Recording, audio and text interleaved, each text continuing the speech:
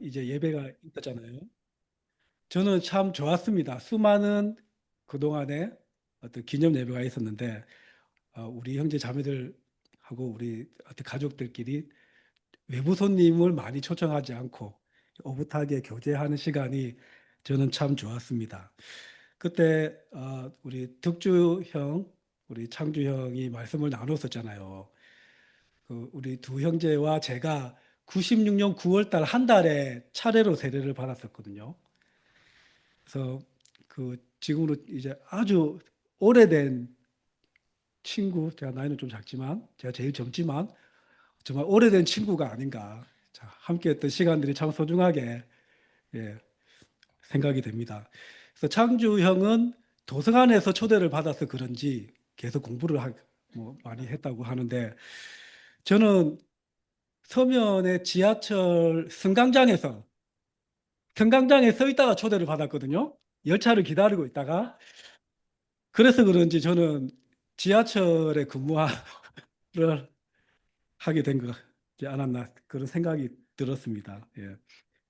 저는 그래서 복학을 앞두고 군대 제대하고 복학을 앞두고 하루하루 술과 친구들과 놀다가 초대를 받고 한 일주일 정도 또 추석 명절 또 끼어 있었고 일주일 정도 공부를 하고 세례를 받으면서 그 일주일간이 제 삶에서 가장 완벽한 터닝 포인트가 되었던 그런 시간이 되었습니다. 그래서 그 후로 참 예수님의 제자로 산지 아주 햇수로 30년이 되었고요.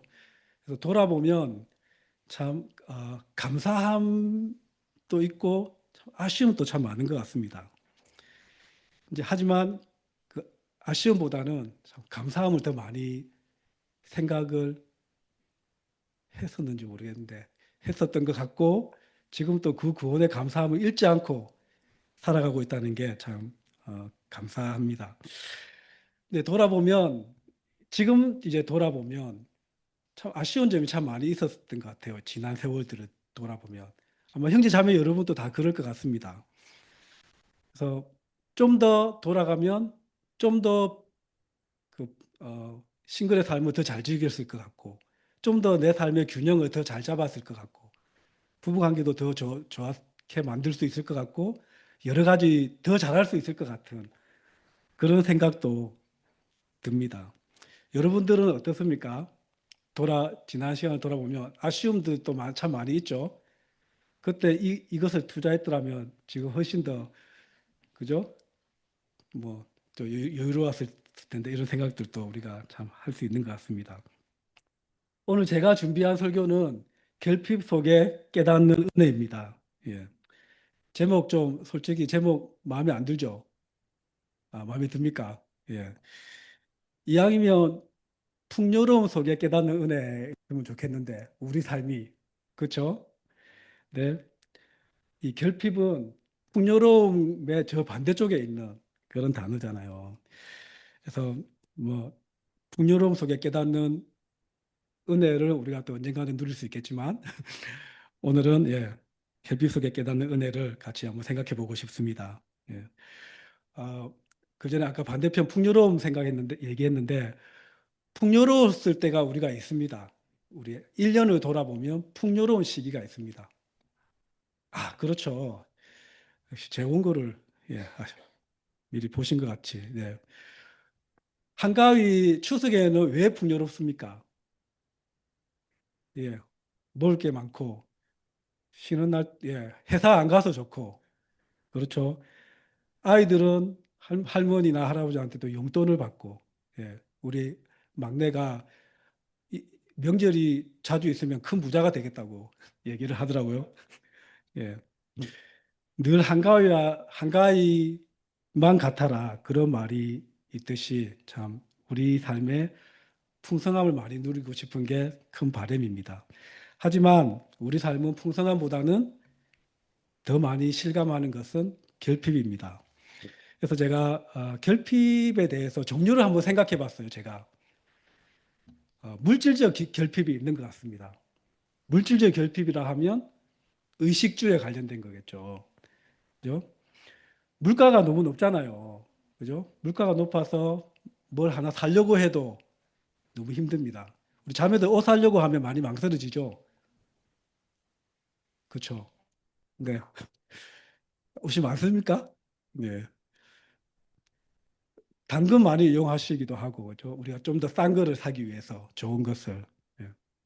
그리고 집값이 너무 비싸가지고 우리가 우리 은행의 도움을 받잖아요. 그래서 때로는 나의 지분이 뭐 화장실만 나의 것이다. 뭐 나머지는 다 은행 것이다. 이렇게 얘기할 정도로 참 큰 빚을 지게 되고 집을 하나 장만해도 그리고 이제 대출하는데 그죠? 대출을 갚는 데에 또 우리가 많은 수고를 하게 됩니다. 그리고 우리 아이들 키우는데 또 학원이라든지 많은 비용이 또 들어갑니다. 저도 새 아이를 키우면서 물질적으로 결핍을 많이 느낍니다. 예. 또 결핍을 생각하면 육체적인 결핍이 있는 것 같습니다. 몸이 아프신 우리 형제자매들 많이 있잖아요. 그 이, 이 고통은 남들은 잘 모를 거야 할 정도로 각자의 어떤 또 육체적인 어떤 질병들이 또 겪는 사람들이 있습니다. 있으십니까? 예. 나는 건강하다. 있으십니까? 아무도 손을 안 대시네요. 저는 별로 얘기는 안 하는데 한 몇 년 전에 심하게 재채기를 한 이후로 등 근육이 마비가 와가지고 등이 너무 결리고 등이 너무 아파요.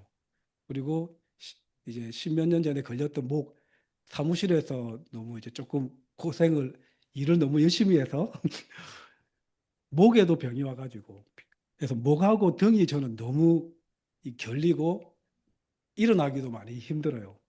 뭐 별로 얘기는 안 하는데 그래서 잘 낫지가 않아요. 그래서 열심히 최근에는 또 열심히 스트레칭을 하고 있는데 제가 뭘 하면은 너무 강하게 해가지고 스트레칭을 또 너무 강하게 해가지고 근육이 또 너무 아파서 좀 뛰지를 못하고 있는데 예 하여튼 요즘 열심히 또 몸 관리를 하려고 하고 있습니다.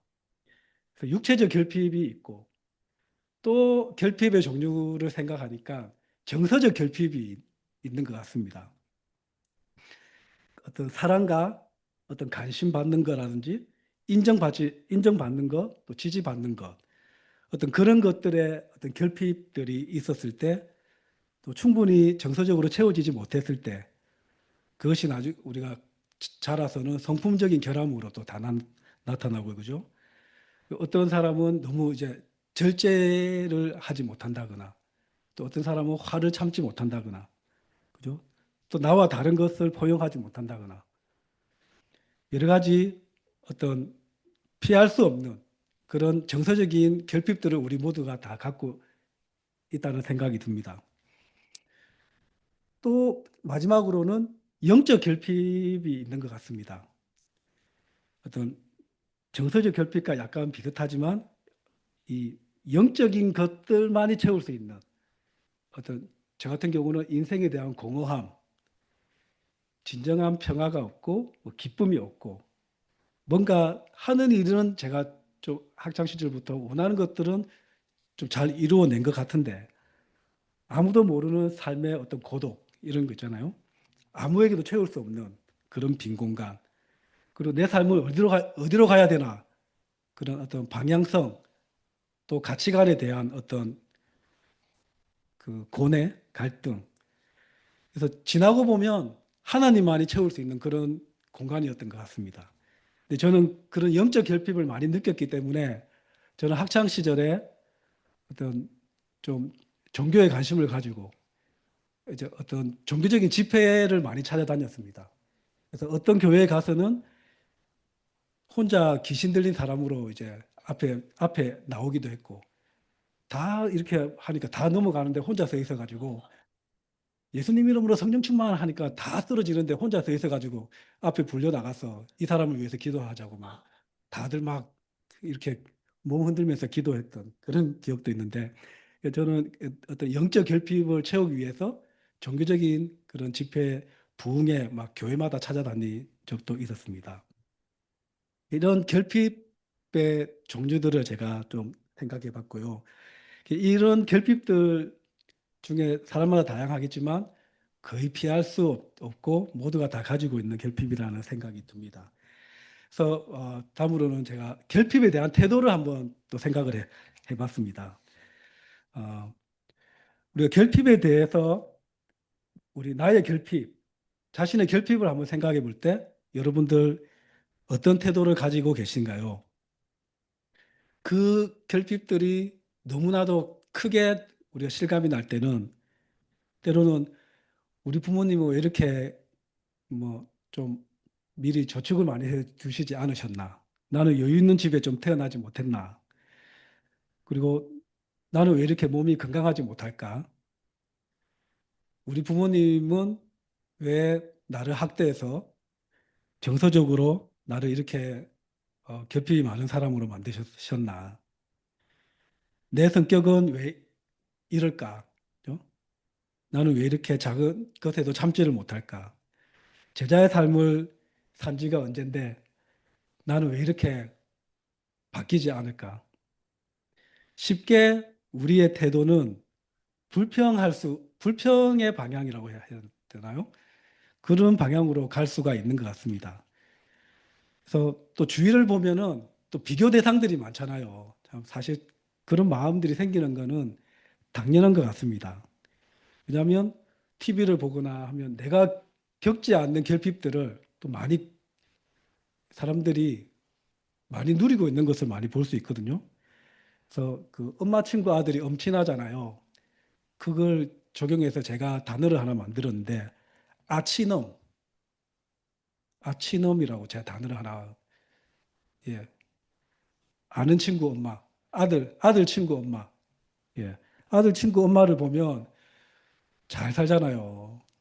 그죠? 많은 것을 채워주고 아주 풍요롭게 살고 있고 또 TV를 보면 아주 넓은 집에서 그죠? 돈 걱정 없이 사는 사람들 그리고 어떤 운동하는 사람들 보면 진짜 막 근육도 좋고 그죠? 복근 막 이런 사람들 보면 또 부럽고 그렇습니다. 그런 사람들을 보면서 부러워하는 것은 우리 당연한 것 같습니다. 그래서 이 결핍에 대한 태도는 두 가지로 생각할 수 있는 것 같습니다. 예. 두 단어 VS로 치면은 뭐가 있을까요? 결핍에 대한 태도 두 가지를 제가 생각을 했는데 땡땡 vs 땡땡 뭐가 있겠습니까? 결핍에 대한 태도. 아까 불평 제가 얘기했습니다. 불평 vs 예, 예, 은혜 만족. 예. 그럼에도 그죠? 감사. 그죠? 은혜. 아, 네. 맞습니다. 그래서 이 결핍에 대한 태도를 한번 생각해 보면서 성경 본문을 보도록 하겠습니다.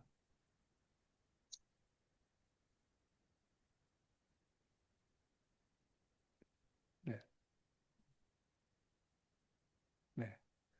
고린도후서 12장 7절부터의 말씀입니다.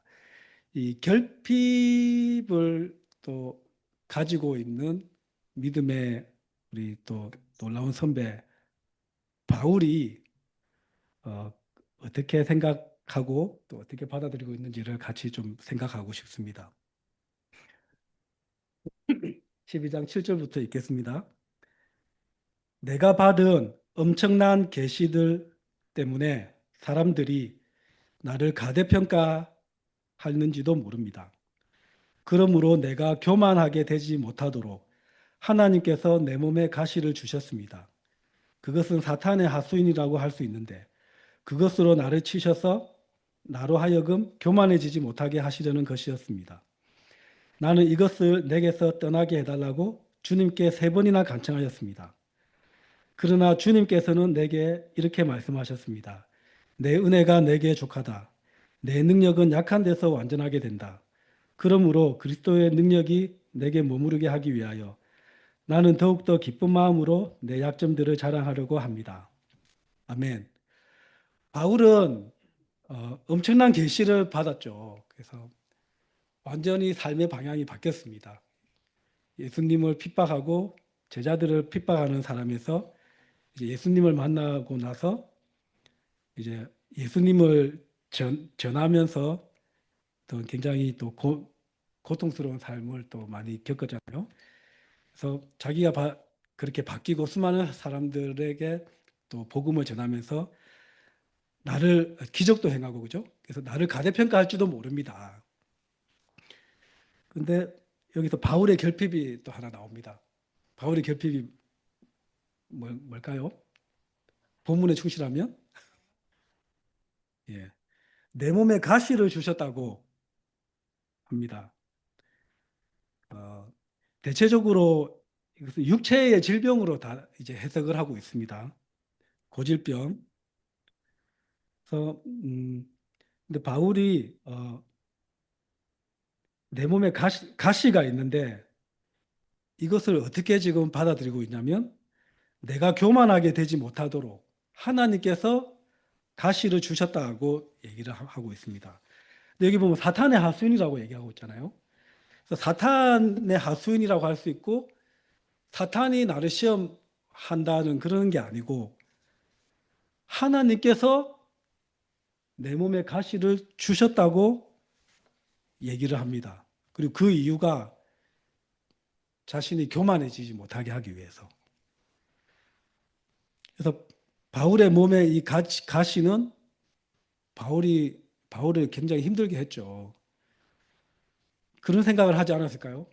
이 가시가 내게 없다면 더욱더 하나님을 잘 전할 수 있을 것 같고 내가 더욱더 헌신할 수 있을 것 같은데 근데 하나님은 이걸 하나님이 주셨다고 이야기를 하고 있습니다. 그래서 너무 불편했고 힘들었기 때문에 바울은 이것을 낫게 해달라고 떠나게 해달라고 세 번이나 그냥 뭐 요청도 아니고 그죠? 간절한 마음으로 이제 기도를 했겠죠. 간청하였다고 합니다. 근데 주님의 응답은 무엇이었습니까? 예스였습니까? 노였습니까? 주님의 응답은 노였습니다. 주님의 응답은 그래, 너의 그 순수한 동기, 더욱더 하나님을 잘 전할 수 있도록 내가 치료해 주겠다가 아니라 내 은혜가 내게 족하다. 괜찮다. 그렇게 살아라. 얘기를 하는 겁니다. 그리고 내 능력은 약한 데서 완전하게 된다. 고 하나님이 이제 치료가 아닌 그냥 노의 답을 주십니다. 그 주님의 말씀에 바울은 이제 끝까지 실험하고 하나님의 뜻을 간철시키기보다 그냥 마음을 바꿉니다. 그러나가 아니라, 그죠? 그러나가 아니라, 그렇지만이 아니라, 그죠? 뭐라고 적혔습니까? 그러므로, 예. 그러므로 나는 더 기쁜 마음으로 그렇다면 이 약점들을 자랑하겠다고 고백을 합니다. 그리고 이 육체적인 결핍을 받아들이는 동기에 또 뭐가 있냐면 그리스도의 능력이 내게 머물게 하기 위해서 더 기뻐하겠다고 합니다. 이 문장을 보면서 정말 진정 그리스도인의 성숙의 단계가 어디일까? 이 결핍들이 채워지지 않더라도 기뻐할 수 있고 오히려 자랑할 수 있는 마음 그렇게 된 우리 마음이 될 수 있다면 저 진정 그리스도인의 성숙한 단계가 아닐까 그런 생각이 들었습니다. 바울은 자신의 결핍 문제를 바라보면서 해결하기를 원했지만 나중에는 관점이 바뀌게 되었습니다.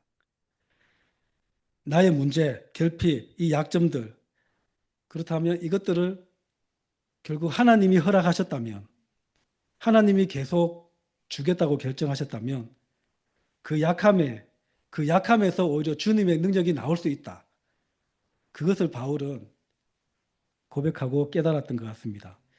그래서 결핍은 단순한 부족, 그냥 하나님의 뜻에 머무는 것이 아니라 더 나아가서 하나님의 능력을 나타내는 것이 될 수 있다는 것입니다.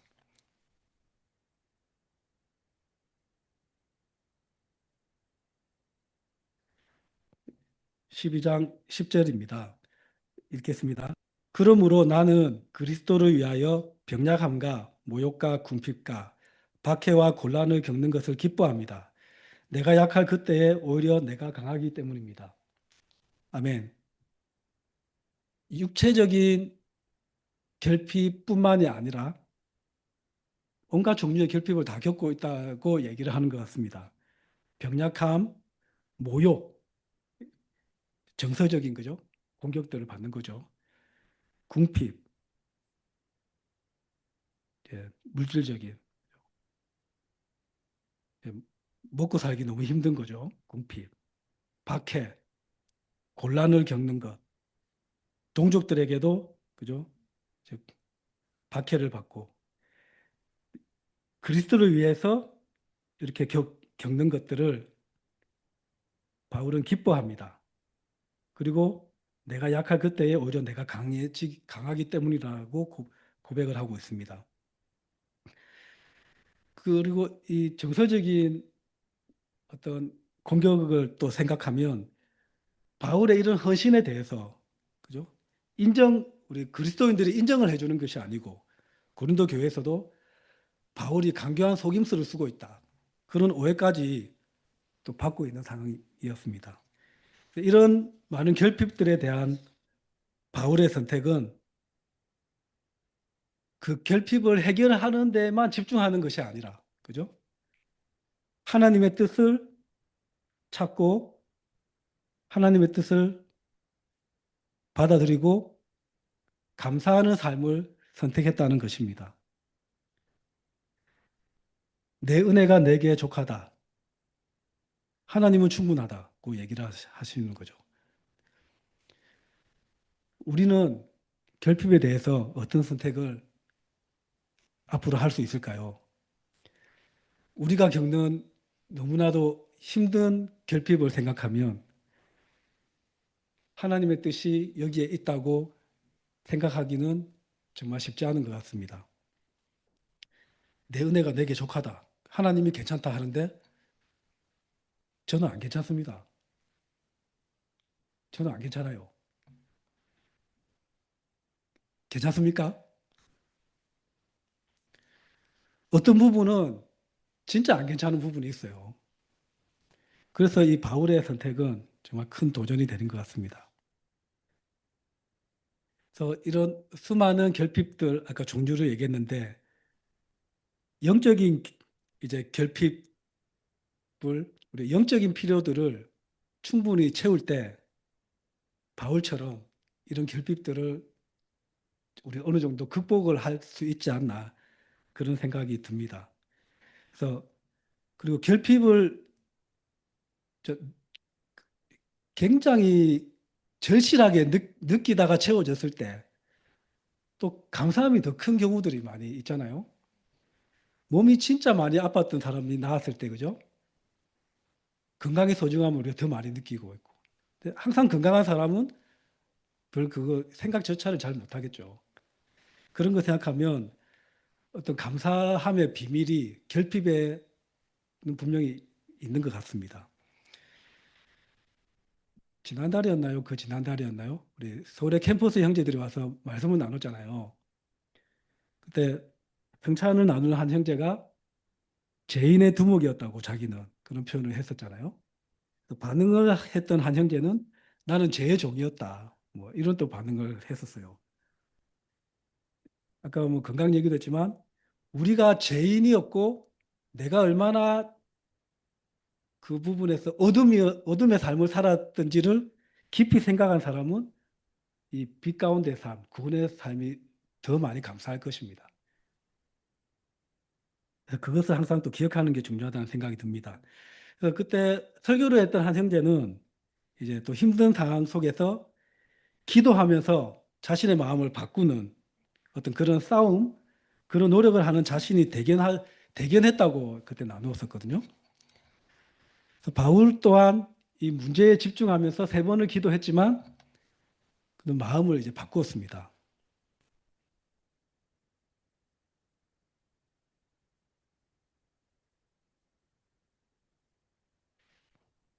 그래서 포인트는 다들 예상하셨겠지만 1번입니다. 결핍에만 집중하는 삶을 살지 말고 기도하며 하나님의 뜻을 찾자. 포인트 2는 약함을 인정하고 하나님의 은혜를 붙잡자. 예. 성경에는 계속해서 기도하고 하나님께 씨름하고 구하라고 때로는 피곤해서 들어주신다고 그런 구절도 있습니다. 우리 삶의 문제에 시선을 향하고는 있어야 되겠지만 거기에만 집중해서는 안 될 것입니다. 나의 결핍에 하나님의 뜻이 있다고 생각을 여지도 우리가 있어야 된다는 것입니다. 제가 등이 아프고 목이 아픈 것에 대해서 하나님이 주셨다는 것도 사실은 한계가 있습니다.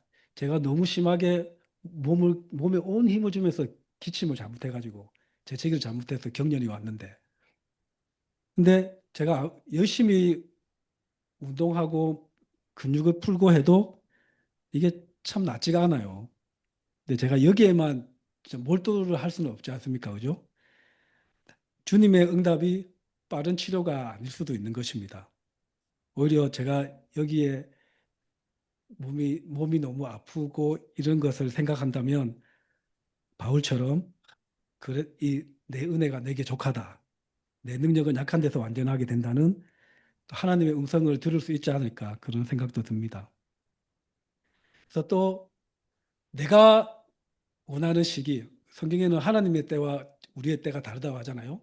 내가 원하는 때를 맞추기 위해서 집중하고 기도하고 그런 것이 아니고 하나님의 뜻을 찾으면서 나의 필요를 계속해서 구하는 마음이 참 필요한 것 같습니다.